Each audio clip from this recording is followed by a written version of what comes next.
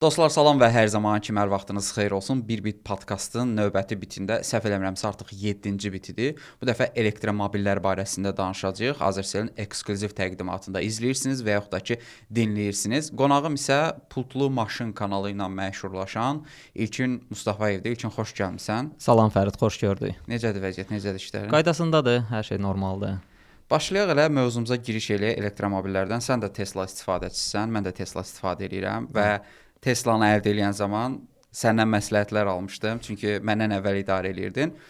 İndi biraz mövqeyimiz ola bilsin dəyişib, sosial mediada falan bir-birimizə əks rəylər yazırıq. Təbii ki, biz dostuq, münasibətimiz, amma təfəkkür olaraq bəzən mən elektrikli avtomobillərdən uzaqlaşıram. Amma sən daimi onları müdafiə edirsən və düşünürəm ki, bunu elə bir debat formasında danışa bilərik. İzləyicilər üçün çox maraqlı olar.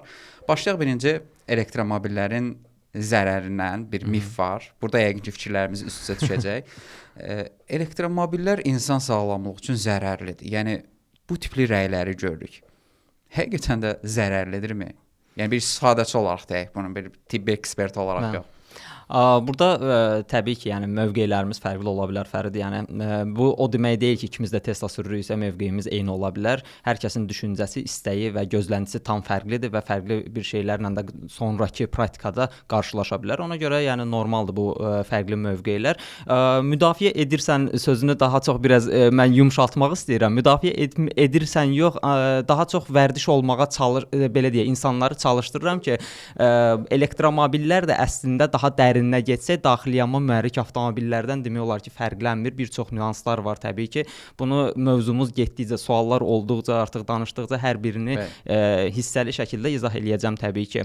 Sənin sualına gəldikdə, yəni sağlamlıq məsələsinə, sağlamlıq artıq illərdir ki, bu danışılan mövzudur. Nəinki elektromobillər, daxili yanma mühərrik avtomobillər də hər zaman sınaqlardan keçdikdə onlar radiasiya sınaqlarından da keçirlər. Yəni bununla bağlı beynəlxalq standartlar var. Təbii ki, bu standartlardan keçən elektromobil markalarına məxsusdur əlbəttə ki. Bəzi markalar var ki, keçdim adı ilə keçməyə də bilir bu standartlardan hansısa yollarla. Ancaq qlobal səviyyədə, yəni daxili yanma hansı ölkə markası olur? Təbii ki, bu yəni gizli bir şey deyil. Çinin daxili bazarına məxsus bir çox marka əsasən də alt brendlərdir ki, çox nadir hallarda adını eşitdiyimiz, tanıdığımız, hətta tanımadığımız marka adlarıdır ki, yəni bu formada ola bilər. Bu arada səhv eləmirəmsə, standartlar da məsələn Çin bazarında fərqli ola bilər, Avropa bazarında, Amerikanın istədiyi standartlar fərqli ola bilər. Yəni bu məsələ də var. Hamısı dəyişir, çünki illər elə gəlir çıxır ki, ildən ilə texnologiya dəyişir. Məsəl üçün bir il öncə mənim çəkdiyim video bugünkü gündə artıq aktual deyil. Yəni bu dərəcədə sürətlə dəyişir, texnologiya da dəyişir, ona görə standartlar da getdikcə dəyişir. Amma qaldı ki, sağlamlıq məsələsinə, bu dünya sağlamlıq üstün, bəli, Ümumdünya Səhiyyə Təşkilatının təsdiq etdiyi bir standart var ki, bundan avtomobillər mütləq şəkildə keçməlidir. Həmçinin elektromobillər, daxili yanma fərqi yoxdur, bütün avtomobillər və bu radiasiya sınaqları da buna daxildir ki, yəni heç bir problem olmur. Hətta praktiki testlər də var, düzdür, yayımlanmayıb bu testlər, üstün, yəni belə desək, təkidi ilə yayımlanmadı bu testlər, amma Almaniyada hardasa 5 il ya 6 il bundan qabaq bir test keçirilib. Dünyanın ən həssas insanı ürəyində batareya ilə, yəni döyüntünü aktivləşdirən insanlardır. Həmin insanlar bir il müddətində müxtəlif bir variantlarda elektrikli avtomobillər sürüblər və bir ildən sonra onların sağlamlığı ölçülüb və heç bir dəyişiklik olmayıb. Yəni bu məsələ də var. Yəni ümumiyyətlə məsələ bilirsən necədir? İnsanlar hər dəfə rəylərdə görürəm ki, yox bu elektromobillər yenidir, 20 il sonrasını fikirləşməyə lazımdır. Amma bu ümumiyyətlə elektromaqnit dalğaları aktual olmağa başlayandan deyilən sözdür. Məsələn, araşdırmalar elə onu göstərir ki, bir smartfonun buraxdığı elektromaqnit dalğası və yaxud da ki, evdə istifadə etdiyimiz hər hansısa bir elektrikli cihazın dalğası elə daha çoxdur. Sürdüyümüz elektromobillərin dalğasından daha çoxdur. Yəni biz əgər müzakirə ediriksə bu məsələni, bunu elmi əsaslara, yəni faktlara dayandırıb müzakirə eləməliyik. Sosial mediada yayılan bu miflər, yəni bu əsas dayaq ola bilməz. Düzdür, insanlar deyir ki, bunlar reklam eləyir və yaxud da ki, onların kommersiya maraqları var. Tək bizdən söhbət getmir. Yəni adamlar deyirlər ki, üst hardansa maşın brendindən pul alır ona görə. Yəni bu qədər sadə deyil, çünki tərəfsiz araşdırmacılar var dünyada. Yəni Avropada var, Amerikada var.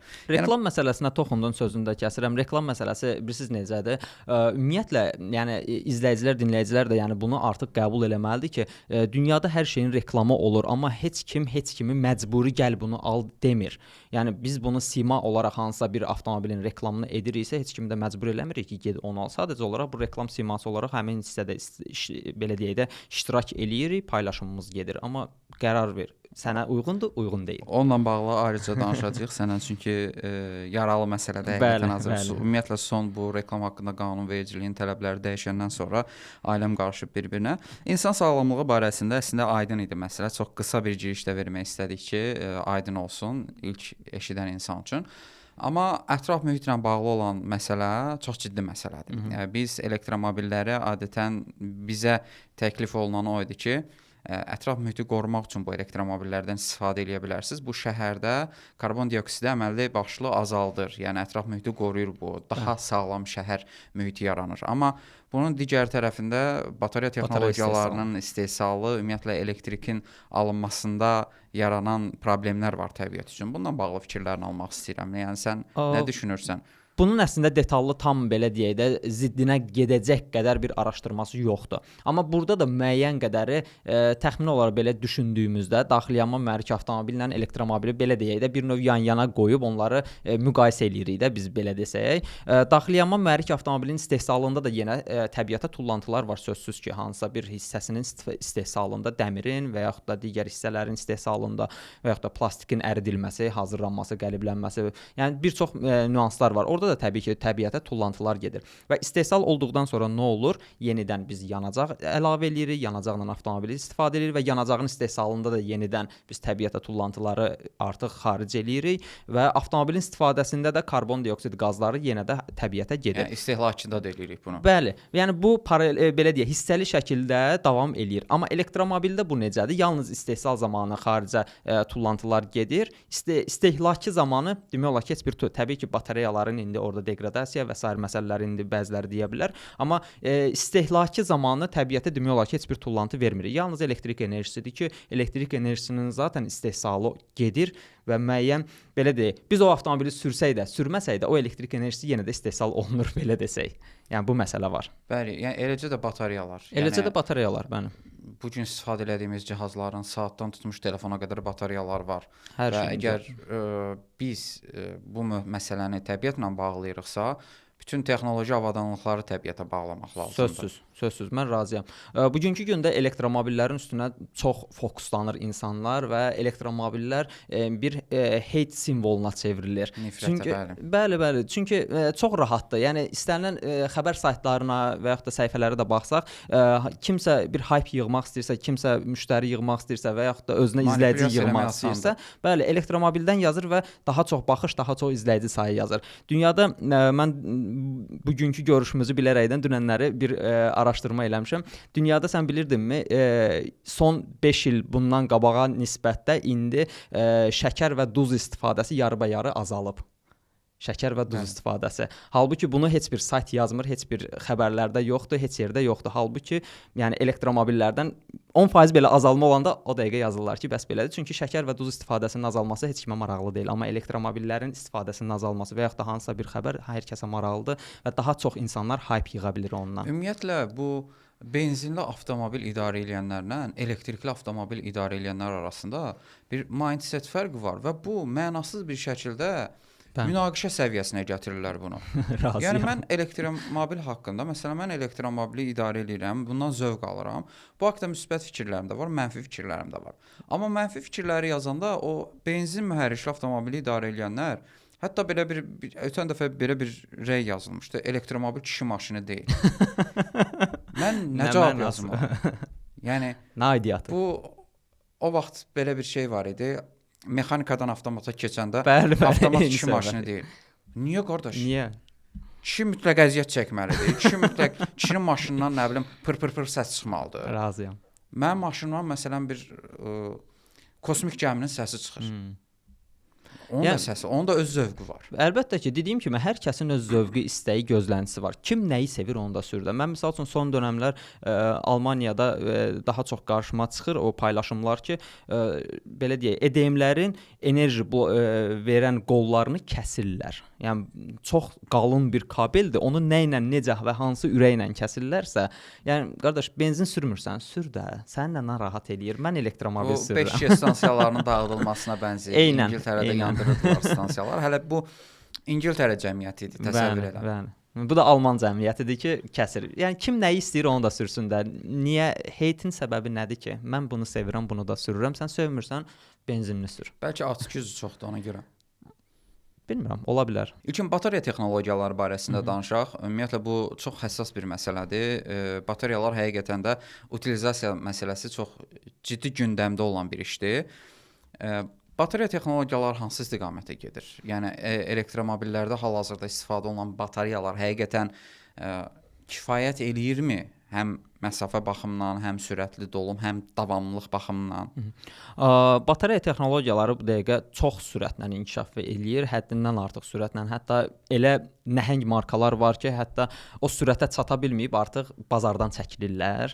Yəni bu dərəcədə sürətlə inkişaf eləyir. Məsəl üçün LG-nin vəziyyəti o qədər də yaxşı deyil batareya texnologiyasında. Halbuki demək olar elektromobillərin batareya məsələsində. Bəli, halbuki elektromobillərin böyük əksəriyyəti LG-dən alırdı. Əsasən də Mercedes-də istifadə etdiyi batareya texnologiyası ilə çox böyük düşüş yaşadı LG və yəni bu məsələlərdə ciddi belə deyək yüksəliş var. Əsasən də Çinli markalarda ciddi yüksəliş var. Məsəl üçün hazırda dünyada bir nömrəli, demək olar ki, bir nömrə artıq Katl şirkətidir ki, batareyanın hər cürə artıq batareya istehsalına gedir. LFP batareya da istehsal edir, NMC də və yeni artıq qatı hal batareyası texnologiyası üzərində çalışır, amma hələ də düzdür Toyota illərdir ki, deyir ki, biz qatı hal batareya ilə 1000 kilometrdən yuxarı məsafəni aşacağıq, amma hələ də ortada nəinki qatı hal batareyası, oturmuş bir elektromobili belə yoxdur. Düşünürəm ki, qatı hal batareyası daha yaxşı, belə deyək, müsbət nəticə verəcək, amma hazırki vəziyyətdə BYD-nin Blade batareya sistemidir ki, daha təhlükəsiz sayılan batareyadır. Amma burada belə bir məsələ var ki, nüans da var ki, bu Blade batareya LFP batareyadır. Yəni bu litium fosfatla gəlir. Bəli, litium fosfatdır, litium dəmir fosfat.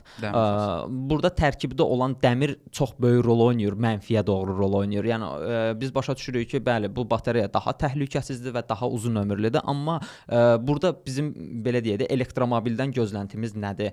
Daha uzaq məsafəyə getsin. Bəli, mənzili daha çox olsun və sərfiyyatı daha az olsun. Amma Blade batareya, yəni LFP batareya, ümumiyyətlə yəni bu tək BYD-nin Blade batareyasına aid deyil, ümumiyyətlə LFP batareyaların hamısına aiddir. Lap Katlın da istehsal elədiyi LFP batareyalar da aiddir ki, bu tərkibdə olan dəmir qışda bizə narahatlıq verir. Həmçinin yayda da düzdür narahatlıq verir ki, daha belə deyək tez qızır, gec soyuyur, qışda da eyni ilə tez soyuyur, gec qızır və bu zamanda batareya orta temperaturda olmadıqda daha çox sərfiyyatımız gedir və belə deyək də zavod sərfiyyatı, zavod mənzili deyir ki, nümunə deyirəm, 400 kilometr getməlisə qışda biz 200-220 kilometr gedirik. Bunlar hər biri LFP batareyanın belə deyək də xasiyyətidir.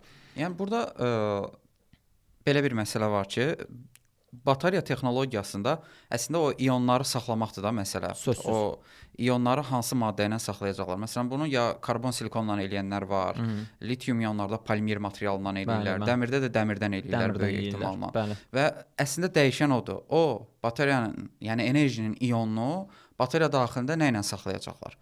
O materiallar da dəyişdikcə əslində birində məsələn qızma soyuma prosesi çox yaxşı baş verir. Biri çox qızır, gec soyuyur. Biri yaxud da ki deqradasiyaya uğramaq nisbəti çox yüksəkdir. Məsələn, mən ən son Tesla-nın məndə litium-ion batareyadır, böyük ehtimal səndə də elədir.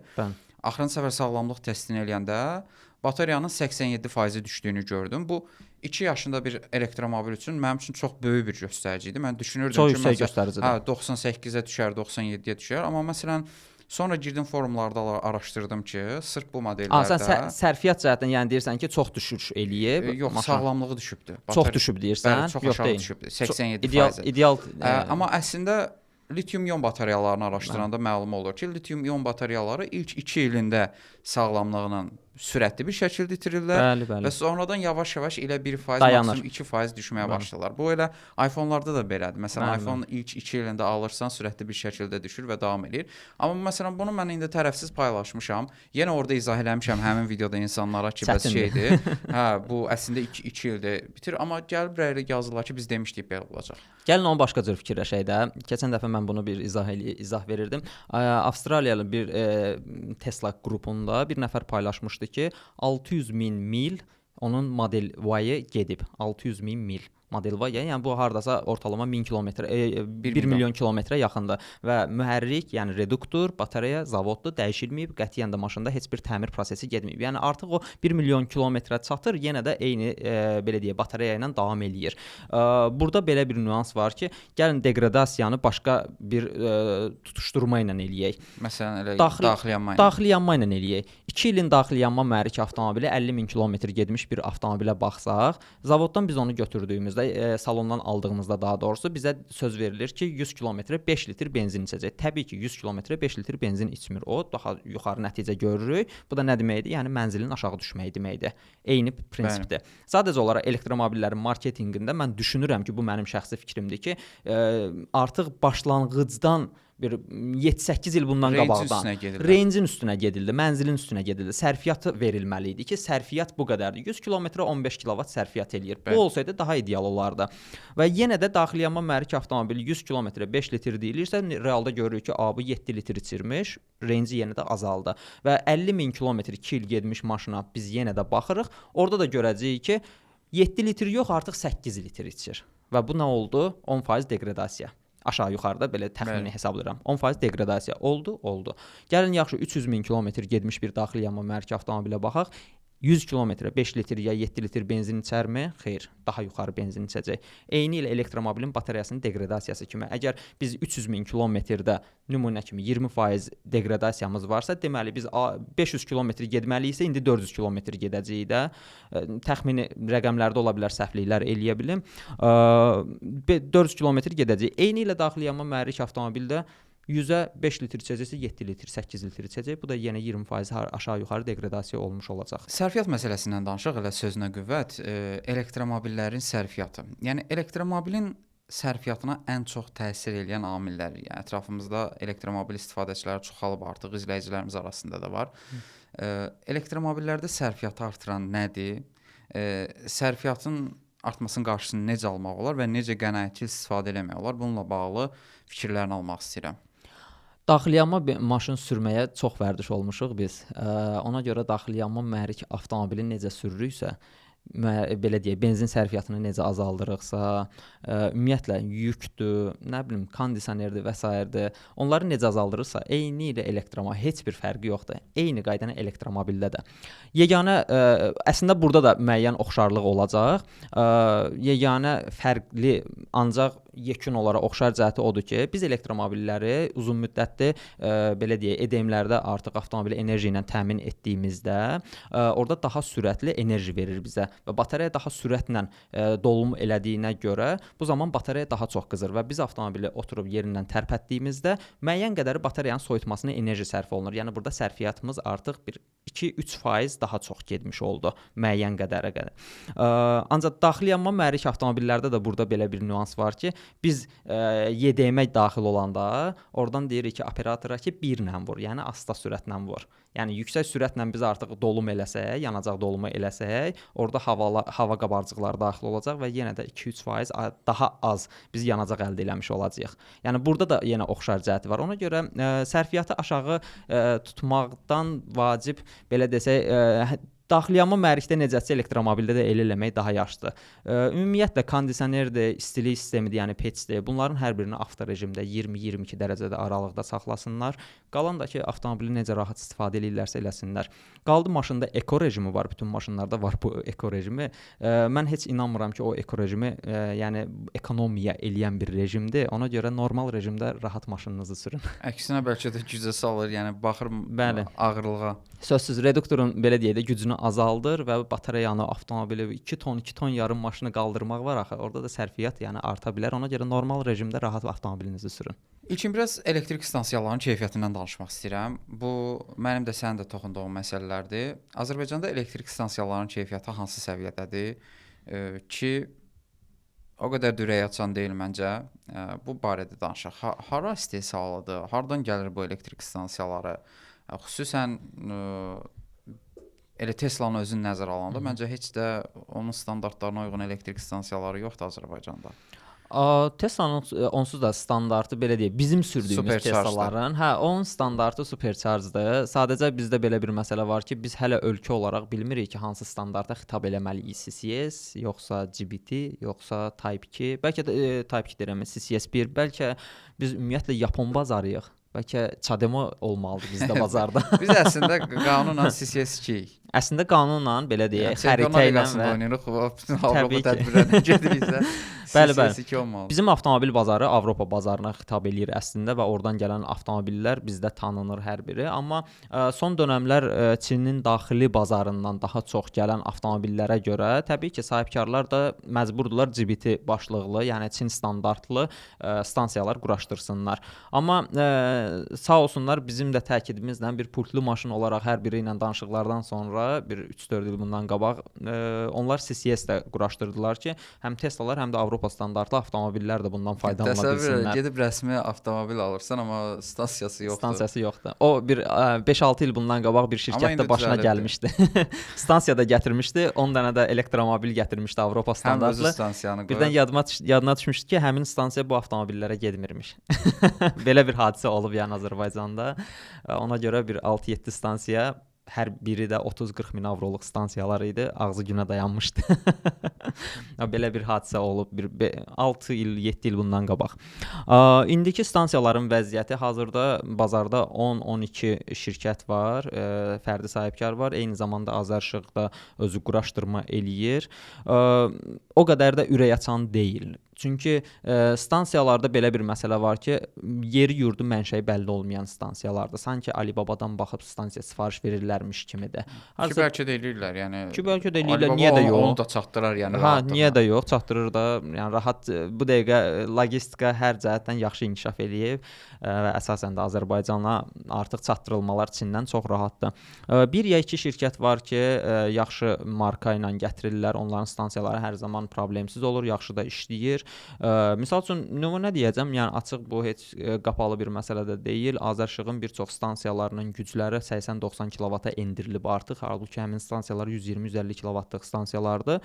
Səbəbi nədir? Onun səbəbi isə qısa müddətli istifadə olunmalarına baxmayaraq müəyyən hərarətlər olur, yüksək qızmalar olur, bəli, bu stansiyada yoxsa batariyada olur? Yox, stansiyada olur. Enerji dolumu zamanı stansiyada daxilində qızmalar olur. Ona görə məcbur olublar artıq belə deyək, amper dəyərlərini aşağı salsınlar və təxmini olaraq 85-90 kV-a endirilib həmin EDM-lər. Yəni bu yalnız Azərşığda deyil, bəzi şirkətlərdə də var ki, onların bəzi stansiyalarında bu hallar yaşanır. Yəni belə deyək də keyfiyyətsiz stansiyaların səbəbidir ki, bu 5-6 aya əgər bu stansiya bu cür sıradan çıxırsa və yaxud da daha tez belə desək degradasiyaya uğrayırsa, o zaman biz bunu 2 il sonrasını təsəvvür eləyə bilmirik. Yəni onda belə çıxır ki, siz dəmir qutu gətirirsiniz. Yəni o brendin heç o gətirənə də sərf eləməz. Çünki yəni 2 ildən bir stansiya dəyişəcəksənsə, bu dayanıqlı bir biznes modeli ola bilməz axı. Əlbəttə. Yəni ucuza pul verə-verə o bahalının pulu çıxacaq. Bəli, bəli. Və ən maraqlı cəhəti də bilirsən nədir Fərid? Bəzi hətta EDM-lər var ki, bəzi şirkətlər var ki, elə bir stansiya gətirib ki, normalda bütün dünya üzrə qlobal səviyyədə, Amerikada da, Avropada da, Yaponiyada da hər yerdə bu belədir ki, biz EDM-in belə deyək keçiricisini avtomobilə taxırıq və gözləmə müddəti olur. EDM batareyanı tanıyır və batareyanı tanıdıqdan sonra biz enerji dolumuna başlayırıq. Yəni bunu telefondan da eləyə bilərik və yaxud da stansiyanın özündən. Bizim ölkədə birbaşa stansiyadan eləmə yoxdur. Yəni bu prosedur bu formada baş verir. Ancaq bəzi şirkətlər var ki, EDM gətiriblər. Siz mobil proqramdan daxil olursunuz və enerji dolumuna başla verirsiniz. Başla verəndən sonra orada artıq pul çıxmağa başlayır sizdən. Ondan sonra stansiyadan götürürsünüz, porta taxırsınız ki, hə, getsin. Qardaş, bəlkə mənim maşınımda heç batareya yoxdur. Tanımadı hə onu. Tanıma proseduru yoxdur və sizin pulunuz çıxır. Yəni bu mən bunu heç cürə təsəvvürümə gətirə bilmirəm ki, bu necə olan bir şeydir. Yəni mən artıq bütün tətbiqləri silmişəm. Özüm ofisin yanında qoyuram enerjiyə. DC-dən imtina eləmişəm. Tətbiq məsələsi məni bezdirdi. Mən minimalist insanam. Tesla sürməkdən hiss olunur da, minimalizmi sevən insanlar Tesla sürürlər. Və mən smartfonumda tətbiq az istifadə etmək istəyirəm. Aha. Amma bir an oyandım ki, mənim smartfonumda bir dənə qovluq var, enerji qovluğu. Bir 9 dənə stansiyanın tətbiqi var. Bunu olmazdı ki, necəsə daha özdə ki, bütün tətbiqlər demək olar ki, eyni şirkətdən alınıb, bir-birinə bənzərdirlər, bir-birinin interfeysi eynidir. Yəni bunu necəsə bir həll eləmək lazımdır. Vahid bir platforma mı olmalıdırmı? Yəni bir elektrikli avtomobil istifadəçisinin smartfonda 9 dənə əlavə tətbiq olmalı deyil. Belə deyim də, bizdə bu məsələdə qəribə bir yanaşma var. Vahid platforma birinci ondan başlayım, sonra digərlərinə keçəcəm.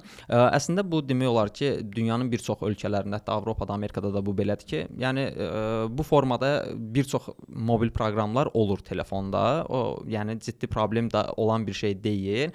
Sadəcə bəzi inkişaf etmiş ölkələrdə belə bir məsələ də var ki, biz EDM-ə yaxınlaşdıqda avtomobili artıq EDM-lə biz qovuşturduqdan sonra birbaşa EDM-in üzərindən plastik kartla ödəniş edərək enerjiyə başlayırıq, enerji dolumuna başlayırıq. Evet. Amma Azərbaycanda səhv etmirəmsə bu prosedura icazə olmadığına görə, həmçinin Türkiyədə birbaşa kartla ödəniş edib, yəni enerji dolumuna başlaya bilmədiyimizə görə bu hələ ki aktivləşməyib. Vahid platforma məsələsinə gələndə bununla bağlı bir layihə həyata keçirilmək istənilirdi, amma vahid platforma məsələsində brendlər razı olmadı və mən onlara haqq verirdim. Çünki belə bir məsələ var idi ki, vahid platforma olduqdan sonra orada inkişafdan söhbət gedə bilməyəcəkdi. Rəqabət olmayacaqdı. Sözsüz ki, rəqabət olmayacaqdı və növbəti illərdə biz vahid tarifə keçəcəkdiksə, onda niyə hansısa şirkət keyfiyyətli stansiya gətirsin ki? Sanki ayın axırı maaş alıram, sahibkaram ayın axırı maaş alıram. Bu formada bir şey olacaqdı. Və növbəti mənfisi o olacaqdı ki, həmin platformada hansısa bir problem olarsa, təsəvvür et ki, bütün ölkədəki enerji doldurma məntəqələri dayanır və heç yerdə sən avtomobilini enerji ilə təmin edə bilmirsən, çünki platforma işləmir. Yəni bu gözlənilən bir şeydir. Ona görə biz heç vaxt vahid platformanın tərəfdarı olmadıq və vahid platformanın yeganə müsbət cəhəti yalnız tək o idi müsbət cəhəti ki, telefonda 9-10 dənə proqram yox, bir dənə proqram olacaqdı. O da mənə elə gəlir ki, 9-10 proqram elə də ciddi yer tutmur. Proqram məsələsinə gəldikdə, bizdə bir çox sahibkarların EDM-ləri Rusiya və Qazaxıstan proqramlarından istifadə edərək, yəni avtomobilləri enerji ilə təmin eləyir. Bir-iki marka var ki, artıq onlar, belə deyək, şirkət var ki, onlar öz proqramlarını, bəli, lokal proqramlarını yaratdılar və istifadəyə verdilər. Bu Qazaxıstanın, Rusun verdiyi tətbiqlər çox demək olar ki, işləmir, hə. İnterfeysi inanılmaz tutulur. Bəli, razıyam mən səninlə. Çox problemdir. Bəzən ödənişlərdə problem olur, bəzən deyir balansını artır, ondan sonra enerji ilə təmin eləyim. Bəlkə işləməyəcək sənin stansiyan. Mən balansı artırdım, o pulu da mənə geri qaytarmırsan axı. Məndə şəxsən oldu, yəni balansı artırırsan, mən 7 manatlıq enerji istəyirdim. Nə bilim, bir tələb qoyub minimum 10 manat balans artırılmalısan. Bəli, o məsələ var. Misal üçün, məndə bir proqramda hələ də 50 manatlıq balansım orada durur. Dəfələrlə şirkətə bildirməyimizə baxmayaraq, hətta belə deyək, tədbirlərin birində şirkətin rəhbəri ilə də üzbəüz görüşəndə iradımı bildirməyimə baxmayaraq biz onu eləyə bilmirik cavabını aldım. Yəni yerli lokal proqramı yaratsalar yaxşı olar və yaxud da Türkiyə modelini elektromobillər sayəsində həqiqətən çox yaxşı modeldir. Bir çox sahə, həm gömrük rüsumları, həm bu enerji doldurma məntəqələri məsələsində Türkiyə modeli belədir ki, yerli bazarda kimlərsə proqram hazırlayır və onlar bir növ belə desək arendaya verirlər şirkətlərə. 3 şirkət, 4 şirkət bir proqramda qovuşurlar. Misal üçün hazırda istifadə etdiyimiz bir proqram var ki, səhv etmirəmsə Rusiya proqramıdır. Rusiyadan alınma proqramdır. Bizdə 3 ya 4 şirkət həmin proqramda cəmləşib. Yəni bunu yerli şirkət eləyib bir proqram ortaya çıxardı. Bu formada verdikdə bizdə heç bir yerli EDM şirkətləri ona getmir ki, hə mən Rusiyanın belə deyək də zəif işləyən proqramına gedirlər, amma bizim yerli istehsal proqramı. Yerli istehsal proqramı. Yerli də istehsalsa böyük ehtimal öz eləyəcək. Yanaşma belə olacaq. Yəni qəribə bir yanaşma. Türkiyədə də çoxluqla təşkil eləyir. Bəli. Regionlarla bağlı. Sən məndən daha çox regionlara səfər edirsən. Mən məsələn səfər eləyəndə öz təcrübəmdən deyirəm, enerji problemi yaşayıram. Enerji stansiyaları çox az olur olan yerlərdə. Bir içində qorxu var ki, görəsən mən Kürdəmirdə ya Yevlaxda orada məni gözləyən enerji stansiyası həqiqətən işləyəcəkmi? Belə bir narahatlıq. Məsələn, mən Bakıdan çıxıb ora gedəndə yol boyu daimi beynimdə fikirləşirəm. İnşallah işləyər. İnşallah işləyəndən çıxır. Bu məntiqlə getsə bir narahatlıq var. Bu da strukturla bağlıdır da. Bu narahatlıq nə vaxt aradan qalxar? Hər yerdə olanda. Səncə nə vaxt qalxar bu? Mənə görə hələ qalxmayıb. Yox, qalxmayıb. Sən indi bu narahatlığı fikirləşirsən, amma mən sabah 23 elektromobillə həmin narahatlıqla yola çıxmağa fikirləşirəm. Tək maşınla yola çıxmaq rahat ki, burada gedəcəksən, orada Laçına dolacaqsan. turumuz var səfər. Bəli, Laçına turumuz var. 23 elektromobillə yola çıxırıq. Belə deyək, Azərbaycanda ilk dəfədir ki, bu uzunluqda belə deyək, məsafəli bir yürüyüş olacaq, avtomobil yürüyüşü olacaq. Yəni burada hələ də elektromobilləri qatmıram məsələyə ki, qaldı ki, elektromobillərlə ümumiyyətlə ilk dəfədir. Var, o narahatlıqlar var Fərid. Orada belə deyim də sənə, bəziləri var, bəzi görünməyən səbəblər var burada. Biz əslində EDM-i günahlandırırıq, biz əslində şirkəti günahlandırırıq və s. Amma EDM və şirkəti günahlandırmaqdan qabaq məncə müəyyən qədəri belə deyək, enerji təmini eləyən qurumu günahlandırmaq lazımdır. Məsəl üçün Yevlaxdakı stansiya, Yevlax dedin, onun üzərindən gedirəm. Yevlaxdakı stansiya 120-lik bir stansiyadısa, əgər bizə saatda 120 kilovat verməlidirsə, biz gedirik ki 70, 75, 80 kilovat enerji verir. O gün mən də yaşadım. Qusarda stansiya var idi. 60-lıq stansiyadır, amma 28-30 kilovat verirdi. Stansiyalarda yəni yanaşma nə verərsən yanaşmaz. Səbəbi də bilirsən nədir? Həmin stansiyanın da enerji ilə təmini, yəni yaxınlıqda yerləşən transformator.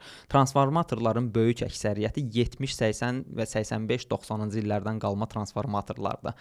İndi sən təsəvvür elə ki, o transformator enerjini ötürür EDM də bizə verir. Orada artıq ciddi şəkildə problem yaşanılır. Rayon yerlərində ümumiyyətlə çox həddindən artıq ciddi problemdir enerji infrastrukturu. Yəni bu şarj cihazları, EDM-lərə aid deyil, ümumi enerji infrastrukturu çox zəifdir. Yüklənmə problemləri olur. Adicə külək əsdi, tez-tez söndürün, filan kənddən işığı söndürün, filan rayondan işığı söndürün ki, küləkdir, orada qısa qapanma filan olmasın transformatorda. Baxın belə kimi səbəblər var. Mən öz rayonumuzdan götürürəm. Mən əvvəllər özümdən öz avtomobilin belə deyək cihazını aparırdım. O qədər zəif idi ki, cihaz. Yəni cihaz zəif deyil, daha doğrusu enerji o qədər zəif idi ki, 5 amperlə belə artıq avtomobil enerji ilə təmin olunmur. Ona görə daha rayona gedəndə özümdən aparmıram. Yəni o dərəcədə bizim ərazidə zəifdir işıq. Yəni transformator çox köhnədir, enerji infrastrukturu həddindən artıq belə deyək zəifdir. Ona görə bu problemlər var. Amma Bakıda vəziyyət kifayət qədər yaxşılaşıb. Çünki özəl transformatorlar var. Yaxşılaşmağa doğru gedir. Bəli. Bu da mən belə hesab edirəm biznes maraqlarından daha çox asılıdır. Yəni bu şirkətlərin də regionlarda o qədər biznes marağı yoxdur. Kimsə elektrikli avtomobillə gəlib oradan keçəcək, dolduracaq nə vaxtsa. Ona görə bu problem var. Məncə elektrik avtomobillərinin istifadəsi artsa, regionlara, rayonlara gedəndə çox elektromobili yollarda görsək, İstər-istəməz tələb təklifə görə bu məsələ həll olunacaq. Əlbəttə həll olunacaq. Belə deyim də, razıyam mən səninlə. Bakıda daha yaxşıdır enerji infrastrukturu, çünki binalardır, ümumi obyektlərdir, restoranlardır. Hər biri tikintisi olduqda artıq hər sahibkar istəyir ki, enerjisi yaxşı səviyyədə olsun da. Ona görə əlində imkanı var və gətirir transformatorunu quraşdırır ki, bizə burada nə qədər enerji lazımdır? 3 kavalıq enerji lazımdır. Mən o 5 kavalıq, 10 kavalıq transformator quraşdırıram ki, yerdə qalanı da müəyyən istifadə eləyərəm və müasir belə deyək, daha yeni transformatorlar olur. Və bizim ümumiyyətlə ən zəif nöqtəmiz odur ki, biz daha çox Bakıda toplaşırıq. Biz regionlara sahibkarlıq fəaliyyətini demirəm ayırmırıq və yaxud da az ayırırıq demirəm. Nisbətən Bakıya nisbətən daha az belə deyək, rayonları fikirləşirik. Ona görə sahibkarlıq fəaliyyəti də daha çoxluqla Bakıda cəmləşib. Bugünkü gündə EDM şirkətləri adicə Sumqayıtda belə stansiya quraşdırmağa, EDM quraşdırmağa yer tapa bilmirlər, çox çətinlik çəkirlər. Qaldı ki, o da bir problemdir. Bunun parkinq olmalıdır. Bəli. Qaldı ki, rayonlarda siz təsəvvür edin ki, rayonlarda EDM quraşdırmaq deyəndə dəli olurlar ki, harda enerji tapacağıq biz. Məsəl üçün elə yerlər var ki, baxıram ki, hansısa bir restoranda da 2 dənə AC stansiya qoyub. Deyirəm, amma bu AC stansiya niyə qoyursan ki, elə DC qoy da. Birdən ağlıma gəlir ki, burada enerji gücü yoxdur. Bəli. Ona görə AC məcbur AC qoyur ki, ən azından qalsın burada. Olsun da. Hə, gələcəyinə transformator yaxşılaşar, DC-ni qoyaram bura. İlkin, biraz vərdişlər barəsində danışmaq istəyirəm. Elektromobil sürənlərin vərdişləri. Belə bir ayrıca bir Reddit-də gördüm, başlıq var imiş. Yəni bu bir anlayışdır. Bəli, bəli. Avtomobili şarj etmə vərdişi. Bizdə bu hələ yaranmayıbdı və istifadəçiləri qorxudan da budur. Məsələn, mən o gün bir appın daxilindən öz vərdişimi bölüşmüşdüm. Orada məsələn göstərir ki, bu adam 2 gün enerjide olubdu. Məsələn, saatına hesablayanda çox böyük bir müddət eləyir. Adamlar düşünür ki, mən 2 gün oturmuşam maşının yanında, gözləmişəm də.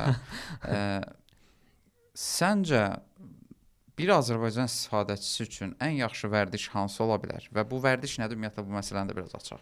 Vərdiş odur ki, biz illərdir daxili yanma mühərrik avtomobil sürürük. Biz rahat deyərdim ki, 5 ildir ki, elektromobillə tanış olmuşuq. Düzdür, sürənlər var idi. Mənim tanışım var ki, 8 ildir ki, elektromobil sürür. Mən 5 ildir ki, sürürəm elektromobil. Mən alanda hardasa 35-40 dənə elektromobil vardı ümumi ölkədə və şarj stansiyası demək olar ki, yox səviyyəsində idi. Bizim vərdişimiz odur ki, biz yanacağımız bitdi, daxil olduq YDM-ə, yanacağımızı vurduq, yolumuza davam etdik. Elektromobil bunu sevmir. Yəni tam səmimi, tam açıq. Elektromobillər onu sevir ki, elektromobilləri siz daha çoxluqla evdə enerji ilə təmin eləyəsiniz. Okay, biz razıyıq ki, EDM-lər də var və EDM-lərdən də təbii ki, istifadə etməliyik. EDM-ləri daha çoxluqla biz belə desək təcili məqamlar üçün, sürətli avtomobili enerji ilə təmin etmək üçün və s. kimi bu kimi məsələlərdə istifadə etməliyik. EDM-lərin bir çox mənfiləri var avtomobil üçün. Mən başa düşürəm ki, daha sürətli enerji ilə təmin edir. Mən başa düşürəm ki, sizin vaxtınıza qənaət etmiş olur və s. Amma biz gündəlik olaraq elektromobil, misal üçün biz avtomobili alırıq, alanda ancaq onu harda enerji ilə təmin edəcəyimizi fikirləşmirik. Mən çoxluqla yaşayıram bu məsələləri və çox tanışlarımda filan, hər yerdə izləyicilərimdə də görürəm bu məsələni. Alandan sonra mənə yazır ki, mən bunu harda enerji ilə təmin eləyəcəm. Bunu qabaqcadan fikirləşmək lazımdır. Bəli, planlama yoxdur. Bəri başdan yoxdur planlama. Və bunu fikirləşmək yox. Alandan sonra niyə fikirləşirsən axı? Bunu almamışdan qabaq düşünməliydin. Amerikadan maşın gətirib deyir, mən bütün stansiyalara gəzdim, mənim avtomobilimə gedən heç bir EDM-də belə deyək, keçirici yoxdur. Bəli, olmayacaqdı çünki səndə Amerika standartıdır. Sən əlavə keçirici almalısan. Yəni bu kimi məsələlər var. Elə şəxslər var ki, plug-in hibrid avtomobil alır. Qlobal bazarın plug-in hibrid avtomobilləri EDM-lərdə enerji ilə təmin olunmur. Yalnız evdə enerji ilə təmin olunur. AC ilə, bəli. Çünki balaca bateriyada isitmə, soyutması yoxdur. Bəli, ehtiyac da yoxdur heç ona. Və deyir ki, yaxşı, bəs mən necə eləyə bilərəm? Deyir, məndə bir dənə usta var. DC-ni AC-yə çevirir. Mən onunla daha sürətli AC-ni DC-yə çevirir. Qardaş, sən burada atəşfəşanlığı yaradarsan, elə şey eləmə. Dayan oturmuşuq yerimizdə. Sonra deyəcəklər ki, maşın partladı. Onunla elektromobillərin ölkədə darvazasını bağla. İnansan, nə qədər insan var ki, bu dəqiqə gözləyir ki, hansısa bir elektromobil partlasın. Desinlər ki, biz demişdik. Bəli, o qədər gözləyən var onu. Təbii ki, bu qaçınılmazdır. Yəni nə vaxtsa kimdəsə olacaq. Çünki onsuz da yanma hadisələri avtomobil mövzudan mövzuya keçdik bununla da. Yanma hadisələri daha çoxluqla Vasmoyun maşın bazarının günahından da çoxsu. Nə gəldi, quraşdırırlar avtomobillər, nə bilim işıq, tavanı ulduz eləyir, orada Rolls-Royce effekti yaradır filan. 3 gün sonra da hardasa yanır maşın. Yəni bu kimi əlavə konstruksiya yanmaya daha çox böyük təsir edən nüanslardır. Nəsə, vərdişlərə qayıdırıq biz. Vərdişlərdə biz yox, ümumiyyətlə elektromobil sevir ki, siz onu evdə enerji ilə təmin eləyəsiniz. Mən avtomobili alanda ölkədəki heç bir stansiya mənim avtomobilimə uyğun deyildi və o vaxtı indi dediyimiz CCS Tesla keçiricisi ümumiyyətlə yox idi satışda. Yəni istehsalı belə yox idi elə bir şeyin.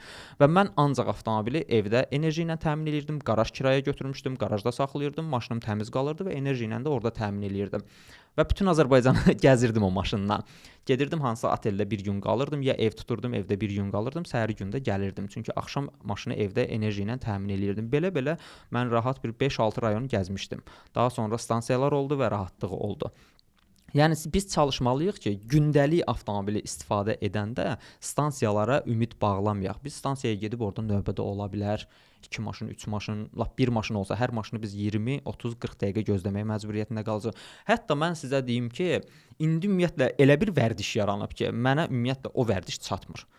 İndi cəmaət məsəl üçün elektromobildən istəmir də, qorxur da. Okay, mən hər kəsi başa düşürəm. Plug-in hibrid avtomobil alır. Çindən gələn daxili bazar plug-in hibrid avtomobillərin bir çoxu da EREV texnologiyasıdır. Yəni daha uzun mənzilli texnologiyadır. Onlar həmçinin DC ilə də enerji ilə təmin olunur.